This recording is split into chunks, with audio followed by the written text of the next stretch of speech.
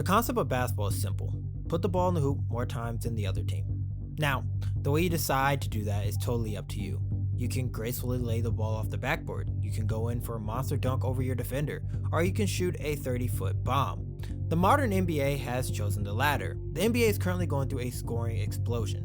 Just last year, the NBA saw a week where 4 NBA players had 60-point games. To put that into perspective, that is more than the entirety of the years 2009 to 2015. In the first week of this year's season, we have seen multiple players score 20 to 30 points in one quarter. And it's not just a bunch of players jacking up a bunch of bad shots. The efficiency of NBA players has also hit an all-time high.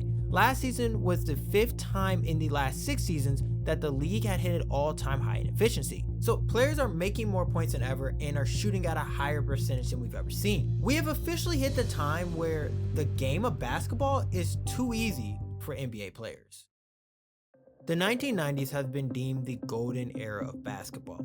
The NBA favored physical play and aggressive defense. The pace was slower, with teams averaging about 92 possessions per game, and the scoring was often a grind. The 1996 Bulls are regarded as the best team of this decade and one of the greatest teams ever. Their offense at the time was one of the most explosive offenses the league had ever seen. The Bulls that season had an offensive rating of 110.4, which was the top in the NBA. And if we took that same Bulls team, with arguably the greatest scorer of all time, and dropped them into today's NBA, well, they would have been the 25th best offensive team in the league last year. In fact, if you look at the average offensive ratings from 1990 to 1999, you will note that they were significantly lower than the total averages today. The best offenses back then were operating in the low 100s, and now we're having multiple teams routinely pushing 115, even 130 on a given night. It's clear that the evolution of basketball has pushed what we think an elite offense is in the NBA today. Now, that's how basketball was great, and a lot of fans want to go back to it, but the NBA knew this was not sustainable for a profitable league. For starters, they needed to make the game more entertaining for casuals, so they needed more scoring. This brought forward one of the most influential yet overlooked rules that has greatly impacted the NBA today. There was 2 rules that really changed the NBA. Let's get the obvious one out the bag first, is hand checking. We all know that hand checks changed the way that defense is played in the NBA and has made scoring way easier. But I think there's one rule that no one ever talks about, and I want to focus on it today because it had a very significant impact.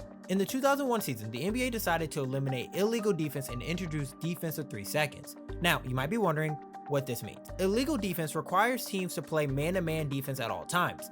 This means you could double a player and then recover, but you could not get caught between 2 players and guarding no one. It also meant that teams could not have a center just sitting in the back all day waiting for someone to attack the rim. This also meant that there was no zone defense back then or any other zone-like scheme that you might see teams run today. A great example of how teams exploited these rules was the 1998 Utah Jazz. The Jazz had one of the best offenses in the NBA that season and won 62 games thanks to this rule. The Jazz were very good at strategically positioning their center Greg Ostertag, who lacked in offensive skills as a stretch big. Greg would be positioned at the 3-point line, and because of the rules, teams were forced to put their best rim protector on the perimeter away from the paint.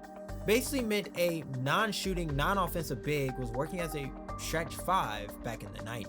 But thanks to this rule change 2001, a player like Greg would not survive in this NBA because teams would simply just leave him alone and dare him to shoot 3-pointers. When the rule was first removed, teams struggled to adjust as defenses were throwing 2 guys at their star players and leaving their centers out to dry.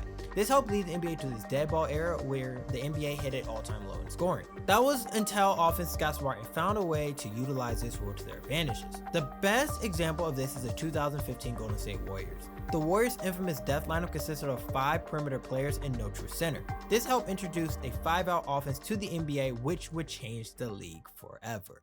Before we get into the 5-out offense, I think we first need to talk about the 5 positions on a basketball court. There are 5 positions on the court and they all have different responsibilities. Your point guard, shooting guard, small forward, power forward, and center. Your point guard is usually the smallest player on the team, ranging from 6 foot to 6'3". They're in charge of handling the basketball and setting up the play. Basically, they're your leader on the court. Your shooting guards are usually your shooters. They're usually 6'4" to 6'7". These guys are usually your deadly snipers, your Kyle Korver, Ray Allen type players. Your small forwards are usually your all-around players. They range from 6'7" to 6'9". These are your LeBron Jameses, your Paulo Bancheros. Your power forward can be different from every team, but they're usually just another big. they are usually 6'10 to 6'11. The great examples of this is Chris Bosh or Kevin Love. And your center is your rim protector and your post scorer, and they're the tallest player in your team. Now, they're usually 6'11 or over. This can be anywhere from Yao Ming to Dwight Howard to Shaquille O'Neal. Now, if you've watched the modern NBA, you might be a little confused about some of those heights that I said. Like, for instance, I said a small forward is usually 6'7 to 6'9, when we know Kevin Durant plays small forward and he is over 7 feet. Well, that's because the modern NBA has totally gone away from these traditional positions and has entered the era of positionless basketball. When the 5-out was first introduced, it was a team like the Warriors who would have their center be 6'6", and you had all these moving pieces to work together. Well, the 5-out offense has expanded so much, with positions basically being eliminated in the NBA, where now you have 7-footers starting your offense and you have them doing ball screens with other 7-footers. One of the most commonly run plays in 5-out is something that they call the wide screen. Right here, we have one of those 7-footers in Giannis Antetokounmpo bringing the ball up the court. As you see, as he passes it over to the top of the key, they swing the ball and then he's going to get a down screen and he's going to come up and get a wide open 3. Now, this is the wide screen action. Now, once again, you have the Mavericks use the same action using their 6'9" point guard, which is just Luka, coming off and using this wide screen action. Now, this one's a little bit different. They're going to actually run a counter. As Powell sets a down screen right here, they're going to run 2 screens for Luka, and then he's going to come off and get this lob, which is one of the best looks in the NBA. Now, a lot of people love to have a guard who can score, and then you have a rim runner going to the rim. And one more 5-out action just for fun. This one, you see them using Kevon Looney, their center, up at the very top of the key, and then you use your point guard to set a down screen, and it creates a misdirection, and Curry gets a wide open 3. This is the beauty of 5-out, because they can now position a guy like Kevon Looney to basically be the playmaker on a play, or they could have their point guard like Steph Curry be the guy who initiates these down screens, which was usually reserved for bigger players. Essentially, the 5-out offense positioned all 5 players beyond the 3-point line, creating maximum spacing and driving lanes and open shots. This strategy focused on defenses to stretch them thin, making it extremely hard to defend them and making multiple scoring threats. Teams like the Dallas Mavericks and Golden State Warriors have utilized this approach to great effect. By placing their best shooters at every position, they can create mismatches and exploit defenses that struggle to keep up with their quick ball movement. Or for instance, teams like the Philadelphia 76ers and Denver Nuggets use their big men like Nikola Jokic or Joel Embiid, who are not just looking to score in the post, but they're also a threat from the 3, or as Jokic is, their best playmaker on the team. This has created a league where everyone on the court must be a scoring threat. No longer can you have guys like Greg on the Jazz just sit out on the perimeter and not be a threat. Every player on that court must be able to shoot and defend, and defense must scramble to account for the shooting at every position. This 3-point revolution in the 5-out offense has not only increased scoring averages, but it has changed the way the games are played. Teams are looking to create open shots from deep, often prioritize 3-pointers over 2-point traditional shots. This has led to a significant increase in overall points per game, pushing the league into uncharted territory. Moreover, the efficiency of 3-point shooting has improved significantly.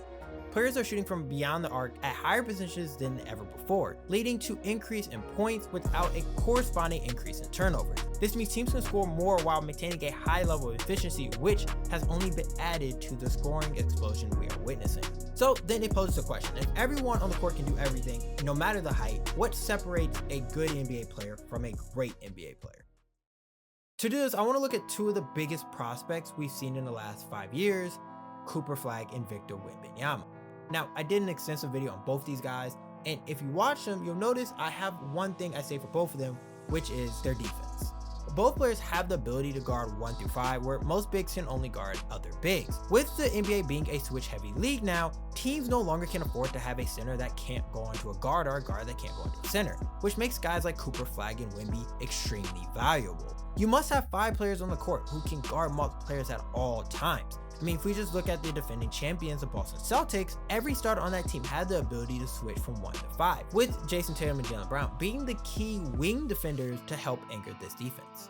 Then in 2015, the Golden State Warriors and Houston Rockets embraced this switching strategy more than anyone else, with more than 1,000 possessions that season.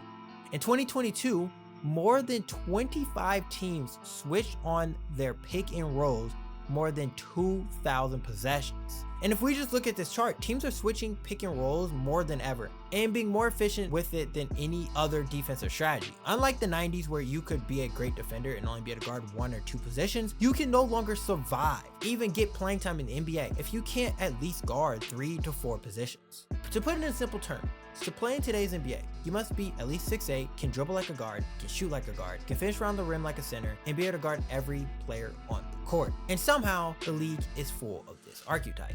Players like LaMelo Ball or Nikola Jokic have only increased the skill level in the NBA, making it to a point where basketball just seems too easy for NBA players. Now, some people argue this is bad for the league. Some people have said this is good. Nick Wright went on a whole rant saying that the 3-pointers and the fact that everyone can just shoot now has made the league more boring. Personally, I get both sides, but I also want to know what you guys think. Do you guys think the game is a little too easy? Do you guys think the NBA should maybe push the line back, add some more defensive rules? I don't know what they can do, but right now it just seems like everyone in the league can get you 30 any given night. But that's all. I hope you guys are enjoying the season. I know you guys noticed I'm a little different room. This is my friend's room. I'm not in my usual location right now. Let me know your team's going in the comments. Hope you guys have a great day. And as always, God bless.